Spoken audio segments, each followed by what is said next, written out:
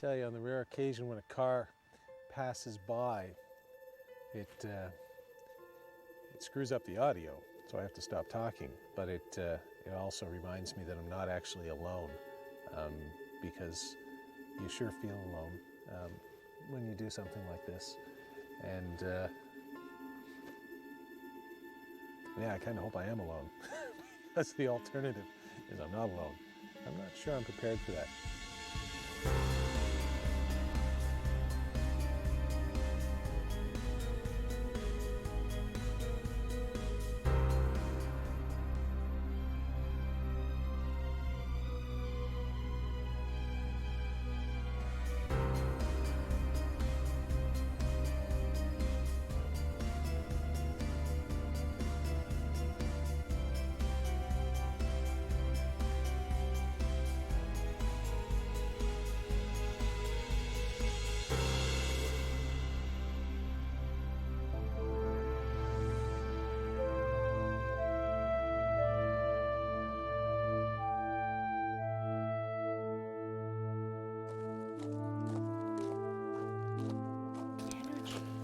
Can you actually see it? Yes. It's purple. I like the color. I love the color. Let's meet the gingerbread people. Yeah, you might wear it. Not call them that. It looks nice. It looks nice. John Duggan? Yes. Paul Kimball, nice to meet you. Nice to meet you. Come in, please. Ghost hunting friends here. Hello, hello, hello. Hello. Holly and I got a call from John and Sharon Duggan of Liscombe, Nova Scotia in late 2008. They claimed that the property was haunted by the original inhabitants, the Hemlow family, who had built the house in the 19th century. In the spring of 2009, Holly and I traveled down to Liscombe with our friend, psychic Kelly Muse, to investigate. While Paul was helping the crew set up the equipment, Kelly and I went outside with John Duggan to have a better look at the property. Now, when I came in, John, I noticed something from this window. I don't know really what to tell you, except I felt that there was eyes looking at me. Is there any particular reason? This window's here. This Yes. is where the bedroom where we get to smoke the pipe tobacco, and we believe this is where he'd sit and look out onto the highway, smoke his pipe. Yeah. It's very, very, oh, yeah, I feel... We've had friends come down to visit, and they've seen, I'm not sure if it was the attic or this bedroom window. I'm pretty sure it's the bedroom. This is where we're getting our smell of tobacco and, Really? yeah, pipe. You've had friends actually see a thing. We've had a woman come down. She's seen something in the window. Yeah. It's great. Love it. It That's is, absolutely. Yeah, it looks after the place when we're not here. Very well said. Yeah. That's exactly, I felt like it was welcoming me. I didn't feel like I was needing to be afraid, but it was definitely a welcoming feeling. Yeah. But there were eyes there. It's a good house. Yes, it is. Seems to say, come on in. Yeah. After Holly, Kelly, and John had checked out the exterior of the location, I joined them in the kitchen, where John began to relate some of the paranormal stories associated with the house. I was making toast one morning, and I was going to put peanut butter on it, and I turned to get a knife, and when I came back, the peanut butter was already on the toast. And it wasn't super early in the morning. No, it wasn't. And I looked at the knife. There was no peanut butter on it. I thought my wife had done it. I thought she just came out and did it. And I turned. She was sitting in the dining room there, and I said, "Thank you." And she said, "For what?" And I said, "For putting peanut butter." And she said she didn't do it. Now, it's one of these things that I might have done it, but I didn't have a knife with peanut butter. So it was a little bizarre. And that was the first incident that we had in the house. I thought, okay, there's something going on here. How long were you in the house before that first incident occurred? We were just coming down renovating. So it might have been probably within the first month or so of coming down to renovate the house when we noticed it. Yeah. Obviously, they're not Yeah. trying to get you out. I stopped eating peanut butter. I don't eat that anymore. I was going to say, if they wanted to get him out, they would have buttered it with peanut butter and cyanide. Yeah. If it's just straight up peanut, That's you're right. still Yeah, here. I'm so still here. Friendly ghosts. That's friendly right. ghosts kind of thing. Yeah. Exactly. Okay. Just trying to help Good out, that's feeling, all. that's good. That's all. Nice renovations, and the ghosts or spirits or whatever have apparently moved from this room to some other room. So let's go take a look at some of those other rooms. Okay. Yeah, let's go. Let's go.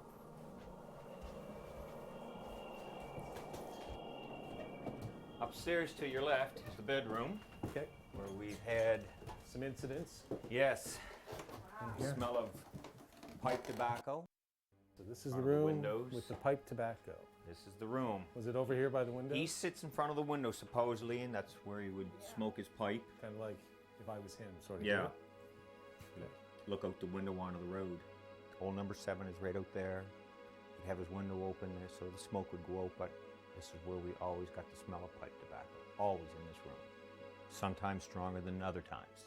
So he'd just kind of sit here like this. He would sit there, yeah, and look out because he wasn't allowed to smoke downstairs. His wife had asthma. So he'd have to come up here to smoke. Now, John, is there a cemetery nearby where the Hemlows are buried?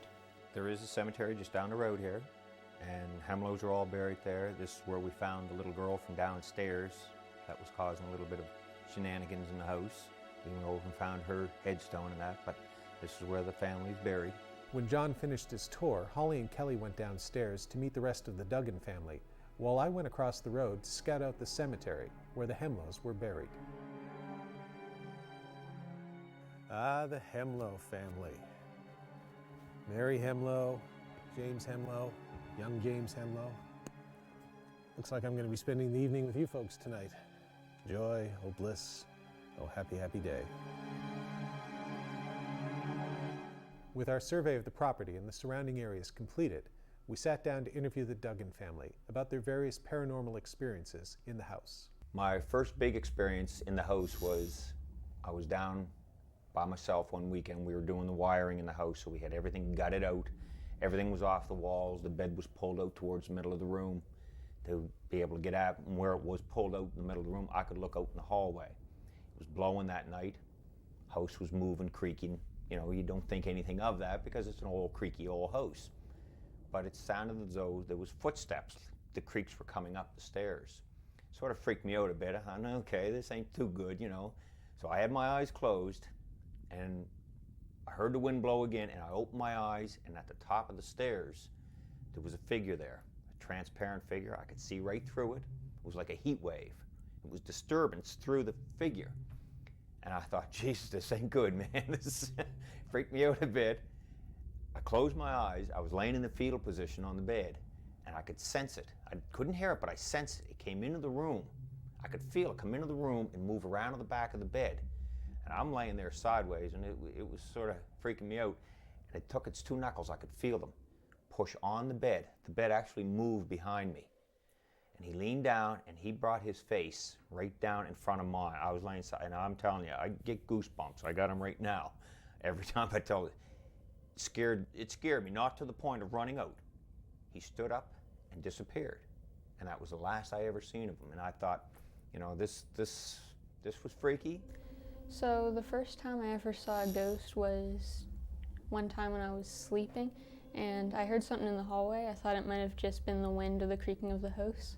But when I looked up, I looked through my window and I saw out into the hallway, and there was someone standing there. At least it looked like it. It looked like a man, but he had foggy almost and mist around him.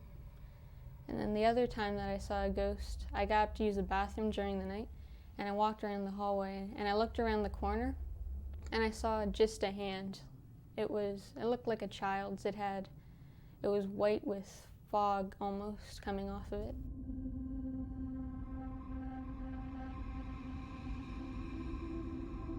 The first time I ever saw a ghost was one time in the middle of the night. I just woke up and I wanted to get back to sleep, but I couldn't.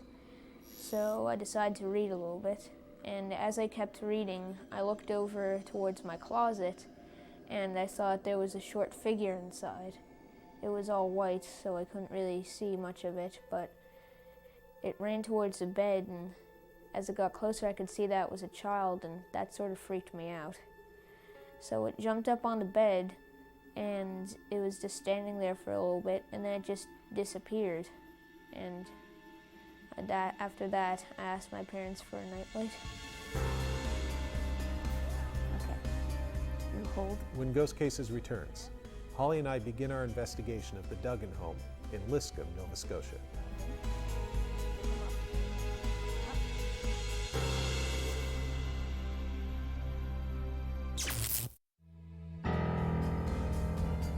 Do the spirits of the original owners haunt the Duggan home in Liscombe, Nova Scotia? Holly and I begin our investigation.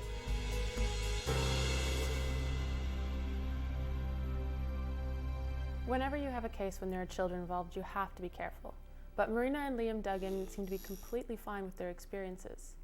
A lot of that was likely due to the example set by their parents, who had come to accept the fact that their house was haunted. When we first moved into the house, I was kind of freaked out. I was always looking around or over my shoulder, especially at night if I was going down the stairs or going into a dark room. I think I was a little afraid of seeing something.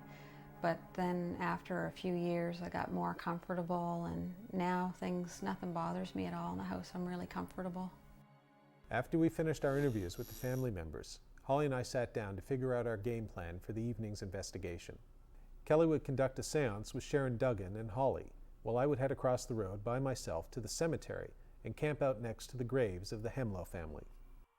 We're going to try and contact the other side here, Kelly. You want to take us through what we have set up here? Well, what I'm going to do is light this candle. The candle is a tool. What I'm trying to do is establish a connection to the other side and give them the option to actually show us that they're here, which takes not a lot of energy on their part. So by moving the wick, the flame, they can actually show us that they're there, or they can actually extinguish, yes, it's the French, extinguish the flame itself. Now I'm going to invite them to do that, and also I'm going to ask them if they'd like to show their presence in any other way in this room. That would be acceptable. Is that okay with you? Sure. Okay. All right. So let's begin. They're very primitive tools. As Holly, Kelly, and Sharon began their seance with the lighting of the candle, I set up a light in the cemetery across the road and began my own attempt to communicate with any spirits that might be there. I tell you, on the rare occasion when a car passes by, it screws up the audio, so I have to stop talking, but it also reminds me that I'm not actually alone, because you sure feel alone when you do something like this. And yeah, I kind of hope I am alone, because the alternative is I'm not alone. I'm not sure I'm prepared for that. If anyone on the other side hears us, I would like you now to please feel free to come here. We are here in peace. We're not here to disturb you at all. We just want to know that you're okay. So please, if you are on the other side and you'd like to come, we invite you. You are more than welcome. Okay, the light is completely dead. So thanks to Nathan for putting up a light that lasted 30 minutes. And I'm out here. It's wet, it's creepy, it's cold. I'm on top of the grave of a guy who died over 100 years ago, who might be haunting a house just down the road. And they're holding a psychic seance reading kind of thing there, and I wonder how that's going for them. The candle in front of us is there to allow you to use as little energy as you can to move the flame, if you will. So we'll look up at the flame, and if you'd like to move the flame, that would be wonderful. And also I'd like to make it clear, Paul is right now in the cemetery, and we'd like to anybody who is connected to the Hemlows to go and show themselves to him. Be gentle. Or not. But make it clear that you are there, and we shall see. I can tell you how this is going for me, and that is really, really freaking scary, but not in a threatening way, not like the St. Andrews jail was. And I say that because in St. Andrews I had this feeling of, because a guy was hanged just next to it, a man who had committed murder. He had spent the last days of his life in that jail cell, and I felt this cold wrapping around my throat. Well, I am feeling a similar type of cold tonight, although not around my throat. It comes, and it's not the wind. The prevailing wind is going in a different direction, and I'm feeling it all around me. It's like a little bubble of cold that comes and goes, and it's getting more and more frequent. And I know, because I am one, what a skeptic would say, and that is that it's partly the mind playing tricks on you and partly the fact that it's wet and cold out. But I'm taking it, I'm factoring that in, taking that into account. And what I feel is different, at least to me. It's different. I can't explain it. I'm certainly not going to say it's paranormal. But being on the grave of Hemlo while they're doing that, yet again, it's the cold sensation, and that seems to be a repeating motif when I try these stunts. So who knows? Maybe Mr. Hemlo here is here, or at least something. I don't know. I'm certainly not going to rule it out. And I wish the light hadn't gone out. that would be nice. So I'm going to have a word with Nathan about that. So anyway, reporting from the grave of James Hemlo, with a bubble of cold around me, and when I move away from here, when I move away from here to check the camera, I don't feel it. Being flat out honest with you, I do not feel it when I move away from here. It's still wet and damp out here and chilly, but I don't feel that cold, which is like, 5-10 degrees centigrade less. Over here, it's actually like it's winter on my hands. I walk away 5 feet, and it's not. My hands aren't a problem, if that makes any sense. So I'm just telling you, that's what's going down on the grave of James Hemlo, for whatever it's worth. From a guy who, with each passing episode, with each time he does that, I become less and less of a debunker or a real skeptic, and more of an open-minded agnostic that there might be something to all this. Oh my. I had no light left, so I decided to head back to the house where Holly, Kelly, and Sharon were still conducting their seance. If you're here and you want us to know you're here, then okay, but blow this puppy out. But we respect you, and it's not about proof. It's just about the fact that we would like that. Yeah. Because we don't want to make it about proving that he's here, because you might get more than you'd like. Mm-hmm. Right? So if he's so inclined, or it's so inclined to do that, that would be nice. If not, that is okay as well. That would be awesome. Alternatively, if you want to go and find Paul in the graveyard, I'm just saying, Paul is a bit of a skeptic. Not anymore, he's not. Seriously? You're kidding. No. The lights gave out. Well, oh, for God's sake. Why wouldn't you stay? What? Because there's nothing that we could film, speaking to the mics, there's nothing any more useful that we could film. But there's some interesting stuff on there. Does anything have to do with the fact that your pants are wet? Why are your pants wet? All right, you know what? 7 episodes in, you finally got me. We were joking around, but the truth is that the batteries had run down much faster than they should have, something that had happened to Holly and I on a number of previous investigations. Making it even stranger was the fact that it happened at the same time as I noticed a quick drop in temperature, and just after Holly and Kelly had asked the spirits to pay me a visit in the cemetery. Keep going. When Ghost Cases returns, Holly and Kelly attempt to divine the truth about the alleged haunting at the Duggan home. Whoa, look at this!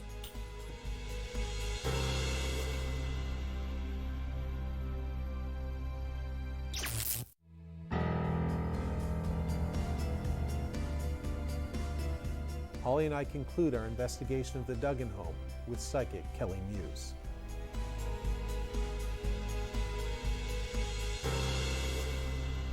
I want you to all concentrate on the flame, and let's ask them to please try to move the flame. Now sometimes in these situations, if they feel comfortable and they don't want to come, that's fine. All we can do is wait.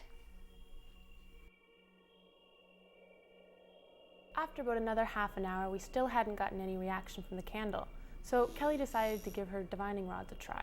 Oh, here we go again. Yeah. What's right directly on bottom from here? Below? Bottom, yeah, is the basement. The basement. And what is above? It's just Well, actually, it's the hallway outside of Marina's room. There you go. You know, Yeah. I And that's where Say it. That's where I Marina's had a seen this weird guy. Say it. in the hallway. He was actually not in a room. He was at the door of her room. I didn't say anything. I'm sorry. Oh, did you see something? No, I had A feeling. of all the places in this house, that was the one where I had this. That's where Liam gets freaked out going to Really? his room. Yeah. There like, you he go. always has that light on in the hallway. I got goosebumps. I had no idea. Now, you want- Except Yeah, I'll try Okay. it. You hold them. See, you can't. There's no way you can make them. And what you do, remember, you have to ground them. Shake them up. Yep. Get out of her way. Okay. Now lift up. You see what I'm saying? Look. Whoa. that's pretty cool.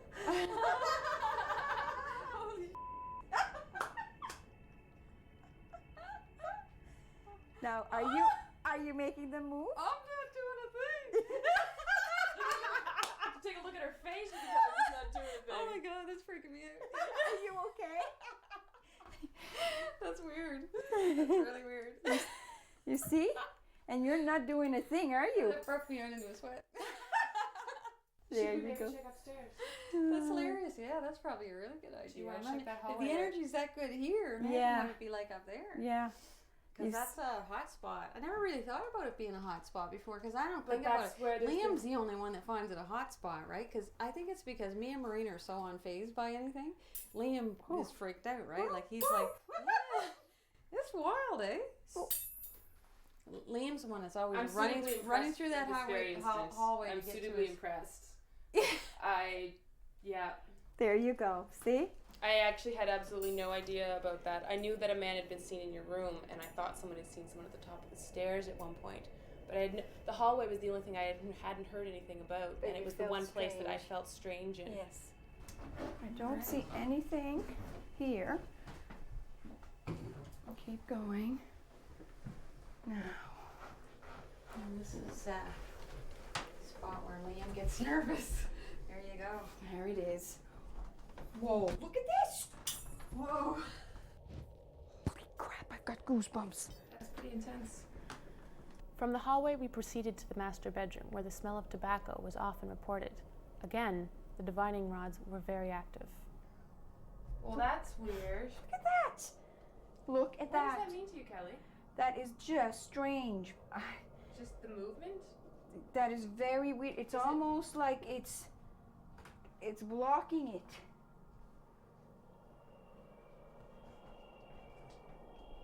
Look at that. Whoa. So would that mean the energy's coming from that direction? Yes. That's what that means to you? Yeah. That's why they're pointing in that direction. Well, that's Freaky. awesome. You have energy spots. That's what it is. But they're not negative. I do not feel negative at all in this house.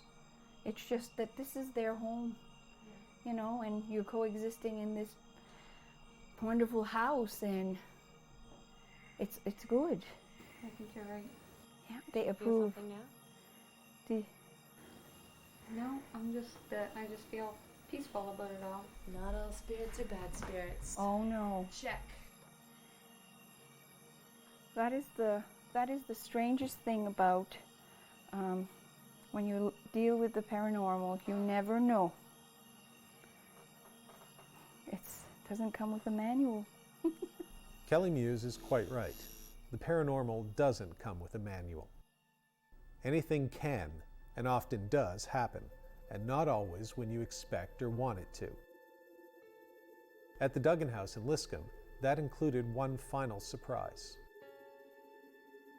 Just seconds after we stopped filming for the night, the candle which Holly, Kelly, and Sharon had been using in their seance was mysteriously extinguished.